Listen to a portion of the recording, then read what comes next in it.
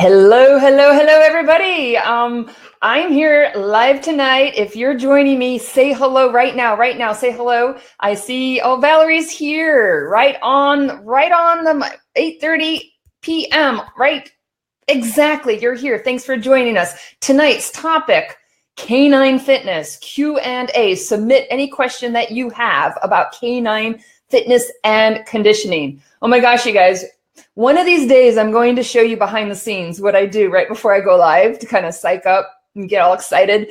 Got my music going and dancing. I'm a little bit too shy to do it right now, but one of these days I'll show you behind the scenes. So I hope you guys can hear me. Wendy's here. Hey, Wendy, can you guys hear me okay? Give me a shout out. Let me know. So canine fitness, I had a couple people sending questions, but I am looking for more questions to come. And let me just quickly introduce myself. If this is your first time here, my name is Erica Bowling. I'm the owner and founder of Northeast Canine Conditioning. And a couple things that I love to do, my passions. I love to help people take their sport and working dogs and turn them into elite canine athletes reaching peak performance. And I also have a passion for helping people turn their passions, their loves of their life into profit. Whether it's to start, maybe starting up a new business, expanding a business, taking a business that they want to get more successful. I work a lot with canine professionals, but actually I work with a lot of people in other areas. So Angie's here. Hey, Angie, welcome, welcome. So glad to have you. Conchetta also. Oh, you guys, we've got people in the house tonight looking for questions, canine conditioning questions. We're going to jump right into them. Before we start, though, let me just say, I have a short little self-assessment. It says quiz, but don't get nervous about that. It's not a formal quiz. It's more like a self-assessment to kind of see what are your strengths and possibly areas of, potential areas to improve when it comes to canine fitness. It's caninefitnessquiz.com, and you can take it for free. It'll give you a summary of your results. It'll email you a response. I get a copy, and you could also qualify for a complimentary one-on-one session with me. So I wanted to give you a shout out for that. So Andrew said, sorry, I'm late. You're not late. We're just getting started. I haven't answered any questions yet. So put questions down if you have them. If you're watching the replay, put them anyways, because I can go back and answer them too and type responses. So here is a question I have from Kate. It's related to paw protection, protecting our dog's feet. And her question was, now that we are getting, here in North America, we're moving into fall and the weather's going to get colder. And I do live in an area that we do occasionally get snow in New Jersey. Not a lot, but some winters. And she was asking about protecting our dog's feet from the snow. And, actually, I don't do anything special. We don't get Angel's here. If you guys want to add to this, especially if you live in a snowy climate, post a comment down. I don't do anything special. We don't get tons of snow here in New Jersey. It doesn't get terribly cold. I did take my dogs up to Canada once in the wintertime, and it was cold. The biggest thing to be careful of is the salt. Antifreeze, antifreeze is dangerous, can kill dogs. And so, the biggest thing is trying to keep the paws protected from that. But I do know people that, I know mushers and people that train in the winter and do a lot of stuff in colder climates. And I have not used it, but I have heard people talk about Musher's Secret. And it's called Musher's Secret. You can Google it. It's on Amazon. You can buy it in a lot of different places. And they will put that on the dog's paws to protect their paws. There are places, and I know people in different disciplines and things that they do. They'll do, protective booties and stuff like that. I've never used booties or things like that with my dogs. I've never felt like I had a need for anything overly protective for their paws. But Musher's Secret. Oh, Angie says, love Musher's Secrets. So yeah, I've heard a number of people. Oh, Wendy said use that for heat. I didn't think about that for the heat. Yes, I didn't think about that. Using it in the winter for years. So there we go. Like I said, I've heard a lot of people that use Musher's Secret. I haven't used it myself, but I've heard really good things about it. So that is Kate. That is one suggestion for you. So would also, like I said, if you guys have other suggestions or other things that you offer, if you live in I have I have people, graduates from my programs, Canadians, and current students from Canada. I'd love to hear your thoughts about that also.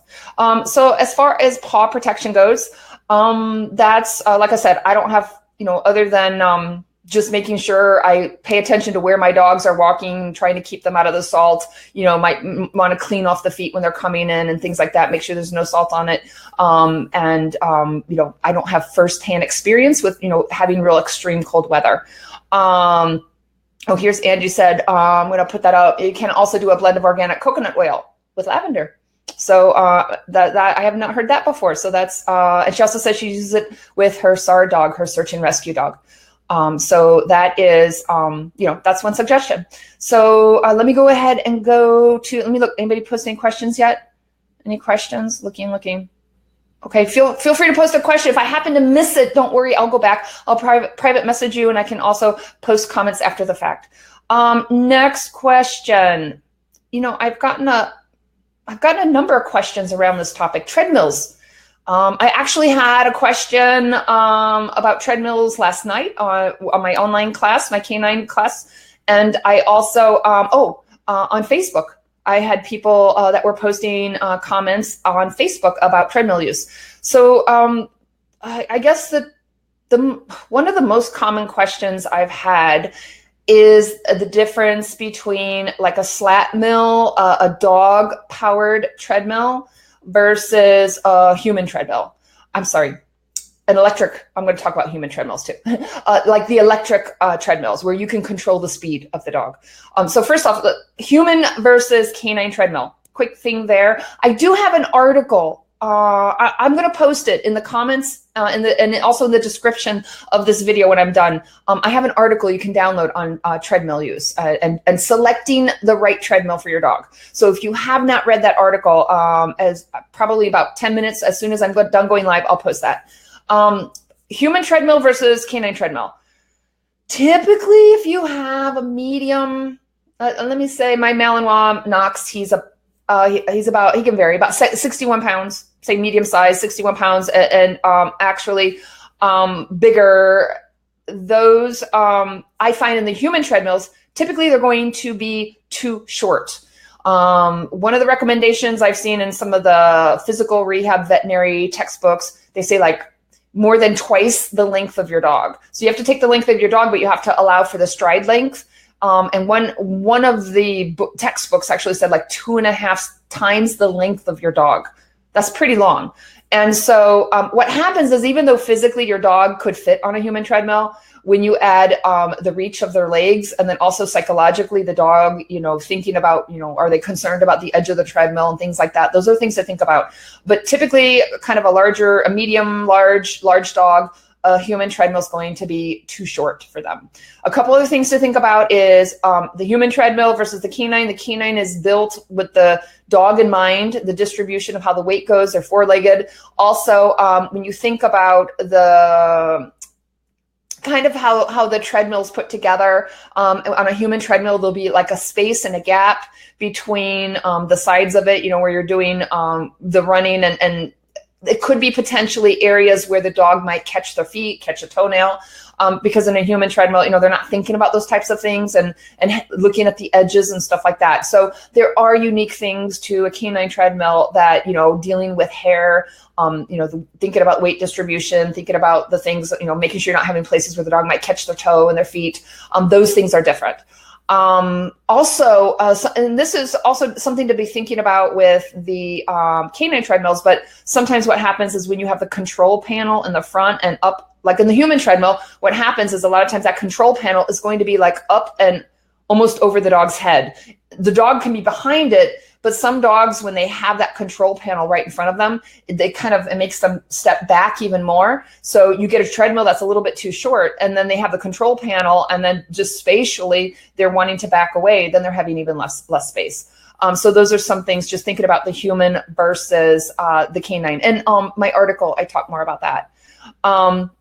So the dog-powered, the self-powered, those dog-powered propelled treadmills versus the electric, and the ones where we can go in and set the speed and the incline and all of that. I have not seen any official reports, research studies, or things to talk about pros or cons. Okay. I've talked to different people. I've talked to an owner of a canine treadmill company. But some of the things that cross my mind are, one of the things when I'm thinking about building canine fitness programs is, when you're building canine fitness programs, you want to think about the progression of your exercises. So in order for you have this overload theory. In order for your dog to get stronger, in order for your dog to get faster, the body acclimates to whatever it's doing. If you're always running the same distance and always going the same speed, you're always lifting the same amount of weight, your body gets used to it, and then you kind of hit a plateau. You don't get any stronger. You don't get any faster. You don't get any more powerful unless you challenge the body. You kind of overload the body to have muscle grow, to get the muscle stronger, to increase the cardio. So what happens is I teach people in my programs, like the Elite Canine Athlete program, where I talk about, how do you structure a fitness program, and how do you know when to make it, more difficult? When do you go faster? How frequently do you change, in increments and increasing the intensity? And what happens is if you don't structure it correctly, you're not putting enough demands on the body for the body to adjust and get stronger and stronger and faster, more flexible, whatever exercise you're doing. And then there's the reverse, is if you push yourself and your dog, if you push yourself too fast, too quickly, you risk getting injured. So the thing with the electric treadmill, where you can control the speed and stuff, is that if you're making it a regular part of your fitness program, you can control and you can monitor, you can track, how long are they running this week? What's the intensity? What's the incline? If you're doing interval training, if you're building a structured program and you're wanting to monitor and increase and get faster and stronger with your dog, it's going to be much easier. You're going to be able to follow a more structured plan. And then you're more likely to not get stuck in either reaching the plateau, hitting the glass ceiling and not getting any better, or possibly doing too much too soon and putting your dog at risk for injury. So that's one of the things that I really like about being able to adjust and having control. Also safety issues and motivational issues. I see the extremes.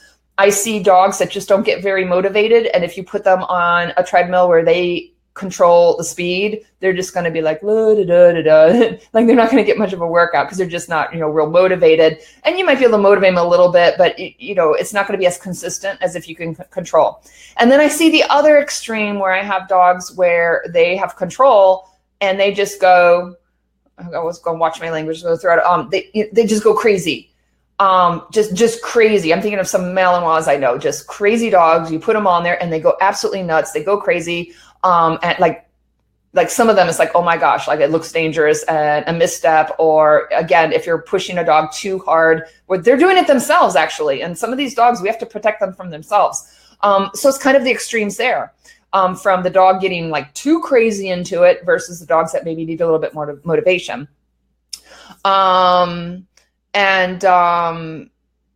looking at the comments here. Yeah, we were talking about this last night, and one other thing that came up with the treadmills, I talk a lot in my programs about good posture, maintaining good form. You always want to try to keep a balance, whether if your strength, resistance training, flexibility, endurance. You're always wanting to try to get as much balance with your dog and a balanced program, because anytime you have imbalances in muscles, imbalance in flexibility, imbalances in strength and whatnot, you're going to have weaknesses. And when you have weaknesses, if you're going to have an injury, those are some of the first places where injury can occur. And so when I'm talking about using fitness equipment with dogs, and doing exercises with your dogs, I'm always talking with my students and with my clients about keeping good form and good posture. Think about the humans. Like when you go in and you're lifting weights, if you use wrong form, like you can really hurt yourself. Or if you're a runner and you have really bad form, all that repetitiveness and the pounding, it's going to, your lower back and, issues with your hamstrings, whatever. It can create problems, weaknesses, issues, potential injuries. So when you think about that and you move onto the treadmill, is look at the dog's form, especially if you're going to be doing a lot of repetitive, they're spending a good amount of time on the treadmill. You have that repetitive, pounding consistency. And so you want to have good form. And so I have seen some dogs that'll have poor form because, number one, the treadmill's too short. Poor form because the dog's nervous and they haven't gotten properly, acclimated to the treadmill. And also, some dogs, they don't feel comfortable. It's going to change their stride. Even the setup of the treadmill, like, for example, if you face it towards a wall or something where like just visually the dog is feeling that there's a barrier or something that's going to hold them back.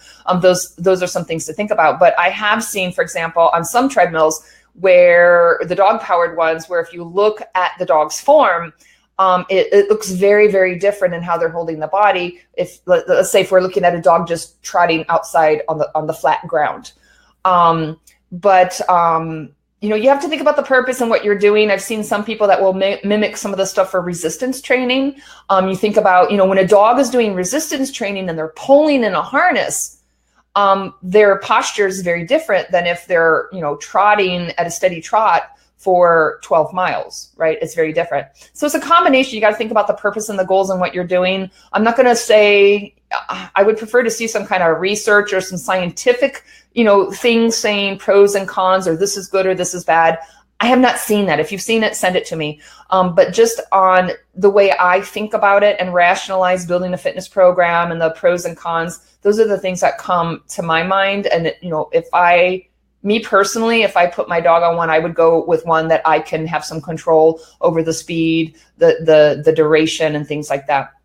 Plus I have those crazy Malinois that I could see them going on and just going absolutely crazy and, overdoing it. Definitely. So those are some things that come to mind. So I don't, I'm not going to just say, yes, no, do this, do that. I'm just going to try to inform you. A lot of people, there's people that really take different stances. I know people that just absolutely love, the slat mill and the dog powered ones, and they have all their reasons. And I have the other people that are like, no, that's the worst thing in the world. But hopefully by me sharing some of my thought process around it, will just give you more food for thought, to make a good decision for yourself. I would say the biggest mistake I see people do with the treadmills is, treadmills are too short. And so the dog, its form is all messed up. It's not natural. And the other thing I see is people getting on the treadmill with their dog, the dog getting on the treadmill with the dog getting on the treadmill, and the dog they're running the dog like crazy, either super, super, super fast, or they're doing it 4 or 5 days a week. And they never really properly condition the dog to work at that intensity. They didn't build up the dog gradually. And so the dog is just like going 110%, 150%, and the dog has not been conditioned for that. You're setting the dog up for injury. Those are the biggest things that I've seen, no matter what kind of treadmill you use. Again, post questions. If you have questions, put them down, because I'm skimming through and I do have a couple other questions. One other question I see that somebody sent me. Let me just scrolling through. So the other question, this always comes up when I do my seminars. It comes up in my classes too, but when I do like a 1 day, 2 day, 3 day seminar, always comes up. I think I might have even talked about this a month or two ago. So this is warming up your dog. There's number one is warm up your dog. Just the easiest, quickest, the best way, one of the simplest, easiest ways to help prevent injuries is to warm up your dog before doing any, real exercise, strenuous exercise, high impact stuff. Warm up your dog. A lot of people, you train on the weekends, you're commuting, you're driving for hours, your dog's in the crate waiting its turn, sitting around, and then people get the dog out of the car, out of the crate, and then immediately start exercising, competing, doing whatever. Warm up your dogs. And it's going to depend on the climate, the temperature, the humidity, on how long that warm up takes. So I'm not going to give you, specific numbers. But number one is if you're not warming up your dog, warm up your dog. And especially as the dogs are getting older, it's just like us, aches and pains and, a little bit of arthritis, it's really important, but for the young dogs too. So the other thing to think about for warming up your dog is that think about the purpose of the warm up. The warm up is The warm up is to get the body, prepared for more strenuous exercise. So you're trying to get the cardiovascular system going. You're getting more oxygen flowing. You're going to think about if you get on the treadmill, if you're going to go run a few miles, you're not going to just get out of the car. I hope you don't get out of the car and just, either on the treadmill or outside, just bam, take off full blast running. I think most of us, what we do is, at least when I go to the gym, I'll get on the treadmill, I walk a little bit, and then I speed it up a little faster, and then I do a little bit of a jog, and then I go a little bit faster, then I do a little bit of a jog. And as I'm getting older, my warm-ups take a lot longer, in boxing class too. And sometimes my warm-up, because I go in with aches and pains, sometimes my warm-up is going to take me 15 minutes. But then by the time I get to 20, 25 minutes, I could be sprinting and going really, really hard. And, those aches and pains, I've already started working them out of my body through my warm-up. And so it's the same thing with the dogs. You don't want to get them out of the car and then immediately just bam, start jumping them. Or all of a sudden get them out of the car and throw the ball and the dog goes chasing it like a maniac. So you want to think about gradually raising the temperature in the body, gradually increasing respiration, heart rate, right? And the ways you can do that, number one is, watch how the dog's breathing, the panting. My dogs, I look at the inside of the ears, getting them, I don't want to overdo it, get a little bit of pink on the inside of the ear. Definitely the breathing, the panting, that's what I'm watching to see that I'm bringing the heart rate up. And the way that I do it is I do it gradually building intensity. So I'm going to start with a walk. I might do a little bit of heeling, a little bit of tugging, and then I'll trot my dog. And if I'm in a place that I have to have my dog on the leash, I'll trot them in circles.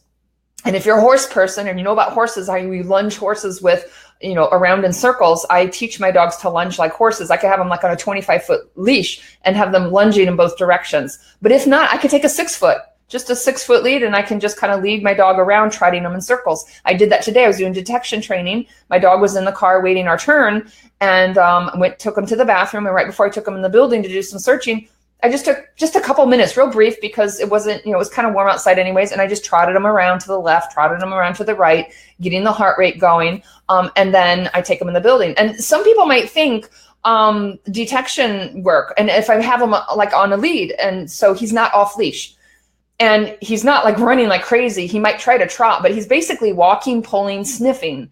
And people might think, well, it's not like the dog's racing and jumping or doing anything crazy, but we train on a lot of slippery surfaces. Sometimes we're on carpet, sometimes concrete, sometimes tile. And so, when you're thinking about the possibility of a dog's legs slipping out from under them, that slipping and that extra kind of stretching and pulling of the muscle, that hyper, extension of the muscle, that's a very common thing that creates, some of our more common muscle soft tissue injuries, like the iliopsoas issue. It's the iliopsoas. Think of the groin, around the groin area, a groin muscle. Think about, we see that in agility dogs, dogs that are doing activities, high impact and quick twists and turns and change of direction. And so if your dog's body's not warmed up, they're not as flexible. The muscles are a little bit stiffer. So if your dog goes out and they're, taking off or running or trotting on a slippery surface, if their leg slips out from under them and if they're warmed up, they're going to be more flexible and they're going to have more range of motion. So that degree of, stretch that could reach the point of injury, if those muscles are warmed up, they're more flexible. And your dog's going to have more range of motion before they hit that point of actually pulling a muscle. So, you might think, well, my dog, all I'm doing is just, my dog's trotting and pulling, on a leash or on a harness. But even then, if they're pulling on a harness and they hit the slippery surface, I've seen the dogs, I'm thinking of one male in water today. He was pulling and legs were all, out to the side because he's trying to pull himself forward. And so just something that basic is by warming up the muscles, I'm getting them more flexible, and I have more range of motion. And so that's going to help prevent injury. And then, you just get the joints going and the synovial fluid, in between joints and stuff. And that's all really beneficial for the dogs. So there's tremendous benefits for a warm up. So you can do sports specific warm ups, thinking about what your dog is doing, sport or work, and the demands on the body. Like, for example, in protection sports, there's a lot of impact on the neck. Think about agility. There's a lot of twisting and turning. I mean, there's jumping and landing, but also there's a lot more of kind of that twisting and turning and weaving.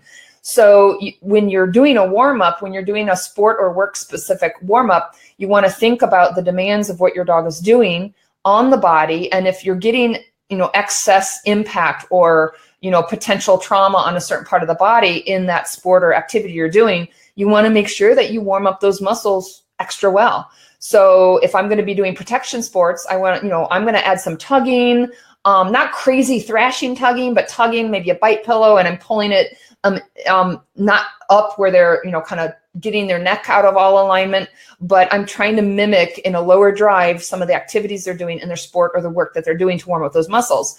If I have an agility dog, I'm going to make sure I spend a little bit of extra time, doing some circles and doing some lateral flexing to the right and to the left, thinking about the sport that I'm doing. So when we look at the different sports and activities, I can go on and on. I'm not going to go into all the different things you could do, but I guess a more generic kind of basic warm up that I do is get my dog out, let him go to the bathroom. I walk him a little bit. I trot him in circles. If he's on leash, I'll do a little bit of healing. I have a ball and a string, so I'll let him bite it and tug it a little bit. So now I'm starting to get the blood flow going. And then now I start to increase the intensity. So what I might do next is I might do a really short retrieve, either on leash, if I have like a 30-foot leash, 25-foot leash, or if he's off leash. I always, with my dogs, because they're ball crazy, I'll throw it and I let it stop rolling. And then I send the dog. I don't let them chase it while it's rolling because they're too crazy. So it's the same thing as you're going to increase intensity gradually. So if you're throwing a ball, or if I have a touch pad or target, my dog's running and touching on like a touch pad, and I do that a lot. I want to start closer up, and it's not a full out crazy sprint. So I don't want crazy drive because he's not ready. I'm building the intensity. So I'm going to keep a lower drive, not super crazy, and do a short, out and back. And then I'll increase the distance. If I'm throwing a ball, I throw it a little further. If I'm doing touch pads where he's running to like a target and coming back, I'm going to create more distance. And then I'm just going to build up the distance, build up some repetition, and until I feel like, I look at how he's breathing. I look at the color of his ears. My dog on the inside of the ears, they get pink as he's warming up. And I look at those different signs that my dog tells me that he's getting warmed up for activity. If it's a warm day, humid day, my warm up might just be 3 minutes. If it's a cold day, depending on the climate and what kind of exercise and activity I'm preparing for, I might spend 5-10 minutes in a warm up. So that is totally going to be dependent on your dog. The current physical condition of your dog is going to depend on the climate, the type of activity you're preparing for. But in general, just think about, start out building intensity, building up, gradually increasing the work that you're doing with the dog, building it up slowly, going from like a walk to a trot, to maybe a short sprint, and increasing that to make it get a little bit more difficult without, of course, you don't want to totally wear your dog out before you go out and compete or do something important. So those are some of the things that I do for the warm up. I guess the most popular thing I if he's on leash, I do a lot of lunging like a horse to the left and to the right, and tugging with a bite pillow or the ball on a string. If I can have him off leash, probably the most common thing that I like to do is I send him out to touch pads. And he's really good because I can take like my rubber bucket and put it upside down for a target, and I could put it down at the other end of a baseball field. And my dog's awesome because he will run out just as hard as he runs back. Because I built it up over time, I kept it really close, and I gave lots of reward for running to the target. And so over time and repetition and a lot of rewards, I'm able to keep the motivation really high for him to run out. So I can actually send him the distance of like 2 soccer fields. If he knows where he's running to, I can literally just send him down the field, and he just hauls butt. He runs really, really hard to the end. And now that would be like the very end. And that's actually where I'll be building up some cardio and building up some cardio work after the warm up. But I would start shorter distances and then build up to where he's doing big distances like that. So when I'm off leash, my favorite thing for doing the warm up is I do my touch pads, and I'll either have him go, and he'll run from one touch pad to the other, or I send him down the field. He goes to the touch pad and he waits until I tell him, I release him. and I hold the bite pillow out to the side so that he runs by me and grabs the bite pillow without slamming into the ground with his shoulders. Those are my two favorite things, whether it's on leash or off leash for my warm-ups. So let's see, the questions that were sent to me ahead of time, I think I answered them all. Let me go look over in the discussion area. Angie says, here's a question. Different ways to teach the tuck sit. Use the typical methods teaches to a Doberman, and she was having trouble. Angie, what kind of trouble was the Doberman having? So the tuck sit, for some of those that aren't familiar with the tuck sit, is basically if my dog's sitting in front of me, I'm wanting my dog to come up like in a front. If you think of obedience, the front position, the dog comes up in the front position, and instead of rocking backwards into a sit, they tuck their butt, they tuck their hind feet up underneath them to do a nice tight sit right in front of you. And the idea here is when we're talking about good posture, good positioning, I want the front feet to stay still, and the butt kind of tucks. It's a tuck sit. They tuck up under into a sit. And I can do that to help keep a nice balanced sit. The legs are nice and square under them. And it also can help hold good posture for the core muscles around the abdominal and the core, kind of those stabilizing muscles. So that's what a tuck sit is. And I do that when 8 weeks old, when I first get my puppy. That's the kind of sit that I encourage them. So, so she said the dog's still rocking backwards. When I teach it, and when I do it is, I always do it luring with food, and I pull the dog up into me. So I might actually pull the dog right into me and lean back, but my feet stay still. And I do a lot of luring in. So Angie said you use the luring with the nose going up and just barely pulling your hand away. So she had to reach. And also, how did the luring work? Because, you have different things. You have the distance between you and the dog, and you also have the height of your hand when you're pulling your hand up. And also when you start to pull your hand towards you and going up. So there's a couple different variables playing around with it. But that's been the most successful. What also has made an impact. I've always done it with the luring, and I've taught it that way, luring with food and pulling them up in front of me. I do notice that when my dogs are higher drive, if they have higher value for the reward, and they're not just kind of more casual and like la da da da da, I find that if I get them a little excited, a little bit more lively, higher drive for the treat and whatever it is, they're responding faster. That helps. So she got frustrated. She would reach, even tried high value food. So if she would reach, you might, if I had a dog reaching for it, like I would really pull them, like instead of luring in front of their face, like it's almost like in front and straight up. It's like I'm pulling the dog up, if that makes sense. So, I'm pulling the dog in towards me, but as the dog's reaching, as I'm pulling straight up, the dog's looking up. It's creating less distance now. If the dog's reaching for me, it's using its head and neck to close the distance between my body and the dog. But depending on how I move my hand in and straight up, and like I said, I might even lean back a bit, that gets the dog. The dog can reach forward as much as it wants, but if I'm going over the head, it's got to move forward to reach. So, she wouldn't reach. There's your motivation. Yeah, I've worked with dogs. I've worked with dogs like that where they won't reach. So like if she starts to reach, so she might be pulling back. So I've had that happen where dogs where, they're just not interested in the treat, or they're like, oh, that's okay. I'm not going to reach because I don't want it that badly. I don't need it. That might be, that might be an issue, is thinking about that motivation and the drive for, if you have a dog that's just, if you have a treat and you have something, the dog's just crazy, like, give it to me, give it to me, give it to me, that dog's going to reach. The dog's going to want it. So you might want to play around with the dog, the drive level, the motivation, what you're using. But the tuck sit, that's also once you get on the equipment. So if I'm going to be working on like an exercise disc, when I bring the dog up onto that, I want to bring it up into the tuck sit so the dog's not rocking backwards to keep good posture. And when you get on that unstable surface, it's going to be able to hold its body and work those stabilizing muscles better if you have a really nice tuck sit. I use food when I'm teaching behaviors in Lorene. But I tell you, with Knox, some basic behaviors that I've always done food reward, I actually use a ball on a string. But from my experience, if the dog is not luring, you cannot lure it into position. It's kind of going, halfway, and it's just not following you.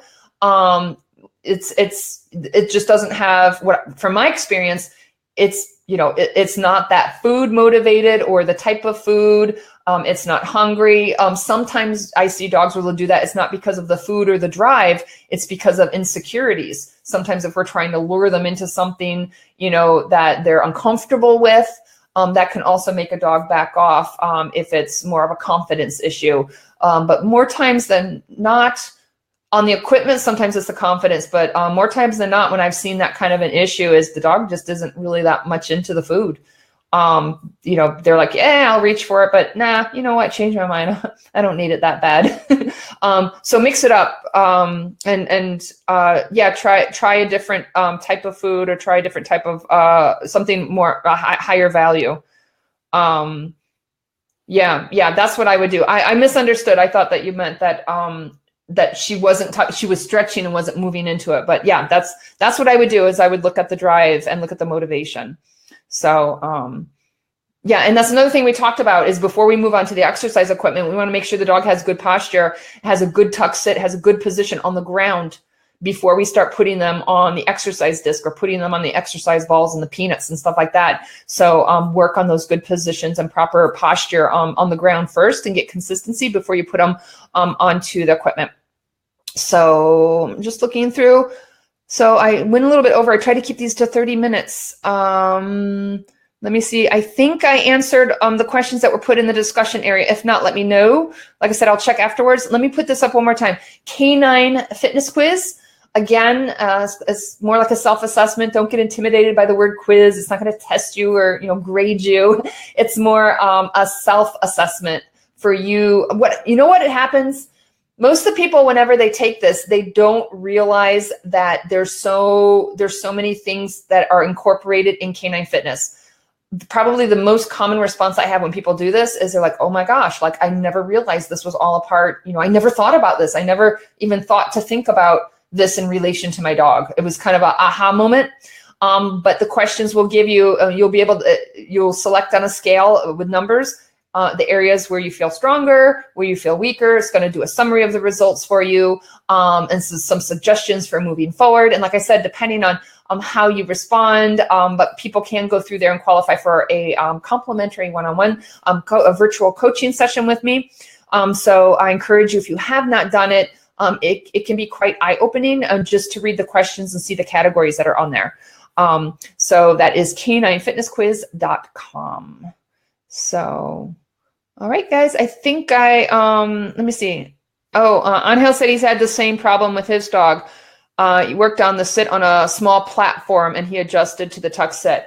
Yeah, that good point. Yes. Let me just put this up so people can read it. Yes, I do have people, and especially trying to keep proper form and keeping them nice and tucked in a good position, is putting them like on a square box, a little bit of a raised platform where they have plenty of space to do the position, but not so much that their body can go all over the place. And that comes in handy for teaching a number of things. But just keep in mind, if the dog's brand new, you don't want to put it up on a platform or something that's unstable, or something that they could fall off of. But definitely that can help in keeping and maintaining a nice tucked position and maintaining good posture and position. So good suggestion there. All righty. So let me pull this up one more time. So again, my name is, if you're new again, Erica Bowling. You can always message me. I put these all up sometimes on LinkedIn, but you can message me on Facebook, email. You can respond under my videos, and caninefitnessquiz.com. I am here on my Facebook Northeast Canine Conditioning business page every Friday, 8:30 p.m. Eastern time. Usually we have a mixture. Sometimes we have more business type questions. Sometimes I integrate the canine fitness, but tonight was more canine fitness. And if this is something that you thought was helpful, something that was informative, feel free to share the replay. The recording will be up, and I also put them on YouTube. Feel free to share the recording, pass it along to any friends, colleagues, training buddies who might be interested in these topics.